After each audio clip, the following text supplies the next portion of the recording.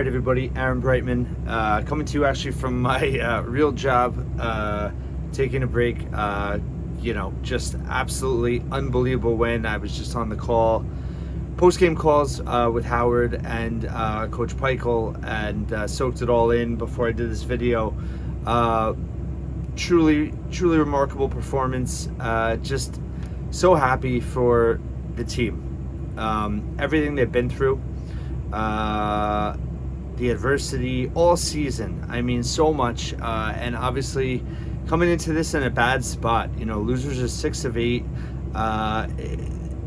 It's just unbelievable to me. The culture of this team, of this program is, the main, we used to say defense and obviously unbelievable defense today. But it's, to me, the culture is actually never quitting. As Peichel likes to say, stay the course.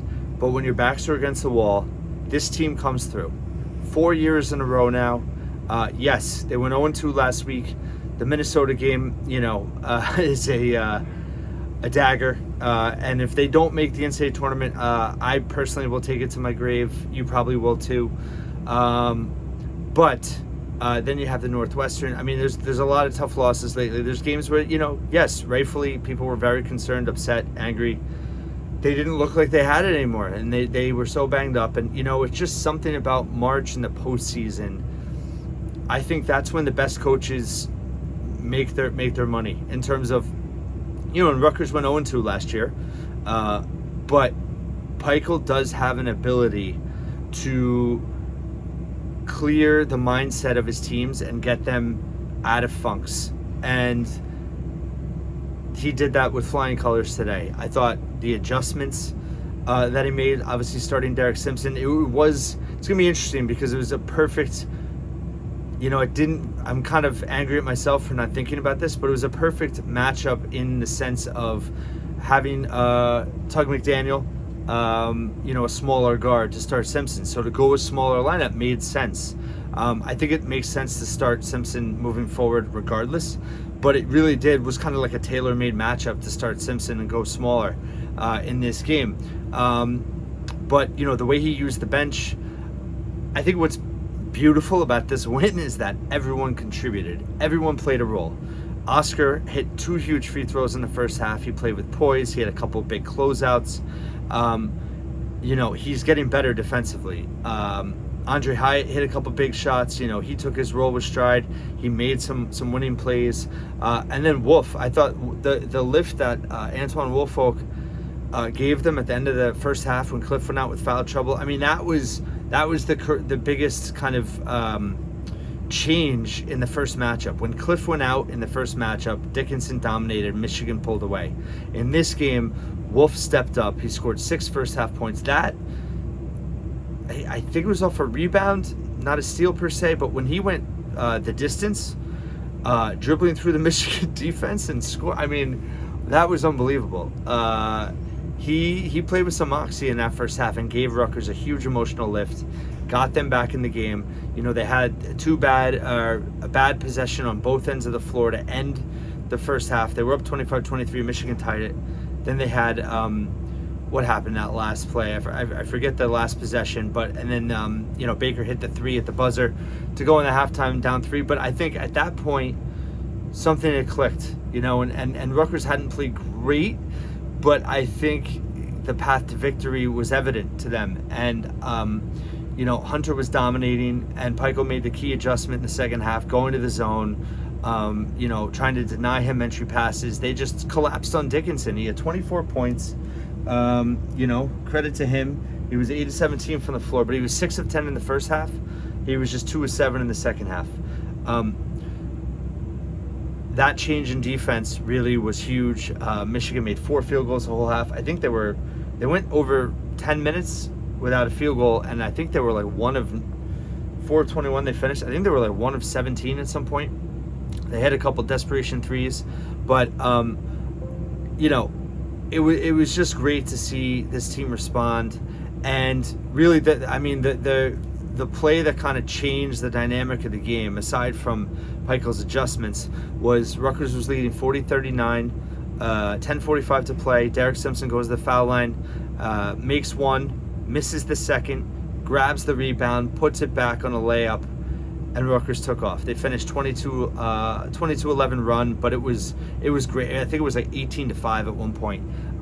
It just kind of, I feel like that play broke Michigan's will, and I really thought that they could do that. That, you know, Michigan came into this game with 3 consecutive overtime games.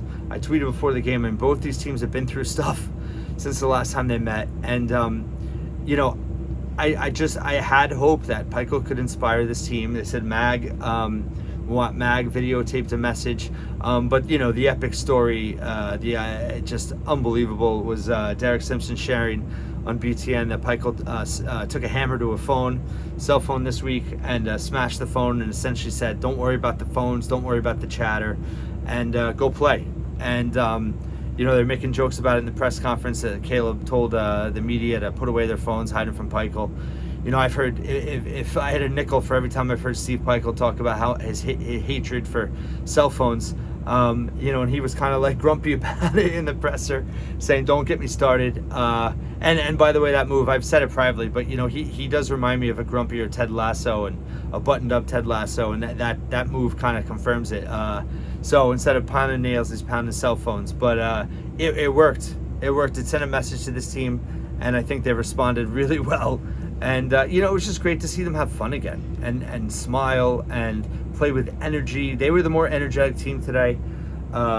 They played like a team that knew their NCAA tournament hopes were on the line, and Pikiell coached like it. And to me, going into the game, that's all I asked for. That's all I wanted. You know, yes, I was praying for a win. I was really hoping for a win. I wanted a win so bad. We all did. But at a minimum, I was just wanting to see life back in this team. And credit to them all, because everyone contributed in this win. It was a total team effort. Derek Simpson, you know, just gave them the energy they needed, gave them the purpose on offense, really did a great job of penetration, and really, you know, I thought played smart. You know, he had the ball in his hands pretty much almost the whole game, and he had 0 turnovers. You know, he was 6 of 16 from the floor, but he had 0 turnovers. That was absolutely huge. And what else did he have? Let's see his stat line. He had 3 assists, 5 rebounds, 3 assists, 2 steals, 0 turnovers, 13 points. Cam Spencer, they got the ball in his hands. I thought that the other change in the game, aside from that play with Simpson, aside from the defensive adjustment, was when in the first half they were trying to run the offense through Cliff. You know, and I wrote this yesterday, I tweeted about it today. You know, I hope that a major takeaway from this now is that they're better off not running the offense through Cliff. It's no disrespect to Cliff. He's just much better in space. He needs to be mobile. He needs to be, you know, active and not flat-footed with his back to the basket. He's a sitting duck when that happens, and Dickinson was shutting him down that way. He was getting doubled that way in the last few games. When they run the offense through the guards, through Simpson and to a degree Spencer, they're much better off. They're much better off. Mulcahy also, you know, he got poked in the eye. He was definitely hurting, but he had some big buckets in this game. 8 points, 5 rebounds, 5 assists, 3 steals, 30 minutes. Gutty performance for him. Caleb, you know, he was just 2 of 10 from the floor, but 9 rebounds, 2 steals. I think he had at least 3 steals, but they only credited him with 2, 3 assists.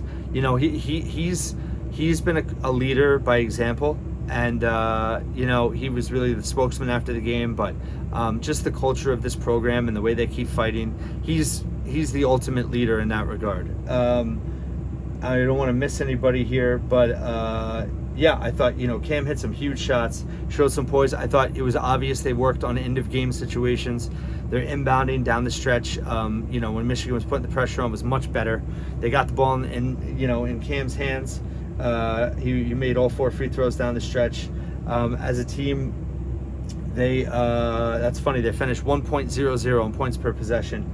But you know, they were forced 14 Michigan turnovers, only had 9. And held an 18-8 points off of turnovers edge. That was huge.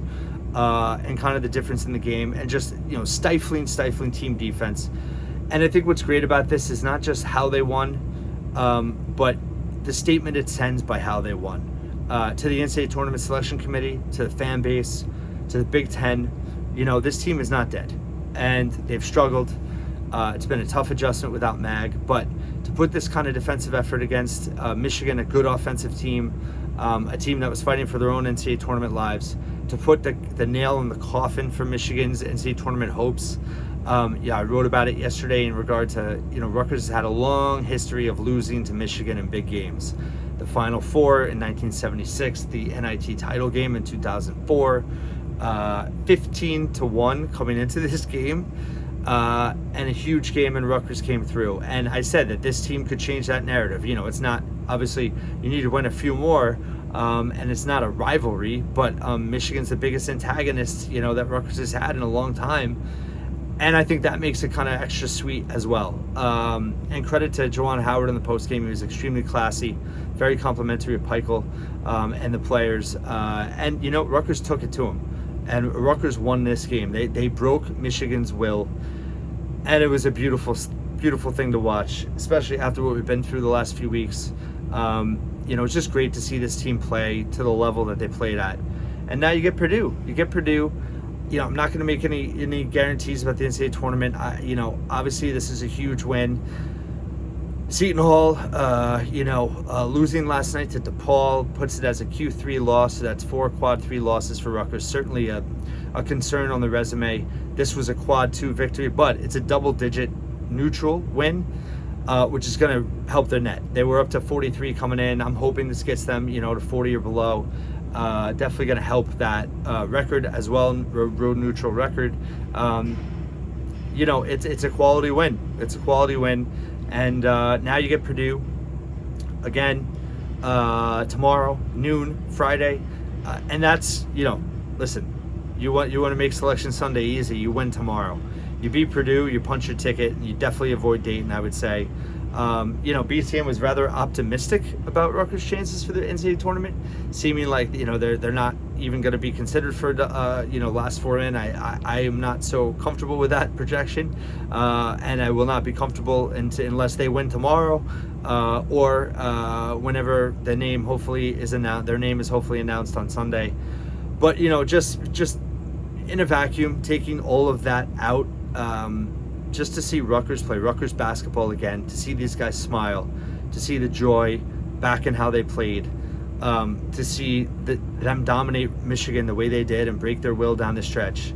It was just, it was a highlight, of the Peichel era. It was one of the best things that have happened. I just want to go through a couple more stats. Rebounding is always a stat that is an effort stat, and shows that Rutgers, they were +7 on the boards. They had 12 offensive rebounds. They were just 10-5 edge in second chance points, but still significant. Points in the paint, 26-18. 15 assists on 24 made field goals. They shot 39%. And they but they won. They held Michigan to 35% overall. 9-12 from the line, much better there. And what's crazy, I haven't even mentioned this yet, but I mean, Michigan was in the bonus with like 12 minutes to go. Mulcahy, Cam, and Cliff all had 3 fouls. Like, it definitely was looking like this could fall apart. They were 40-35. Michigan scores 4 in a row. Michigan was hanging in just by making free throws. They couldn't make a field goal, but they were making free throws. And that's when the Simpson play happened. But, I mean, Michigan to be in the bonus so early in the game, and then Rutgers, once they got in the flow after the Simpson make, they stopped fouling on the defensive end, and they were just they played at a high level the last 10 minutes of the game, and they put the nail in the coffin. They swept the leg, and they did an amazing job. So I'll have lots more coverage. I haven't eaten lunch. It's after 3 o'clock. I got to get ready for the train soon. I'll get this out, and I'll have plenty of coverage tonight. But one of the more memorable victories of the C. Peichel era. Extremely sweet victory. So happy for this team. So happy for the fans that stuck with this team. And, this was just, no matter what happens after today, this should be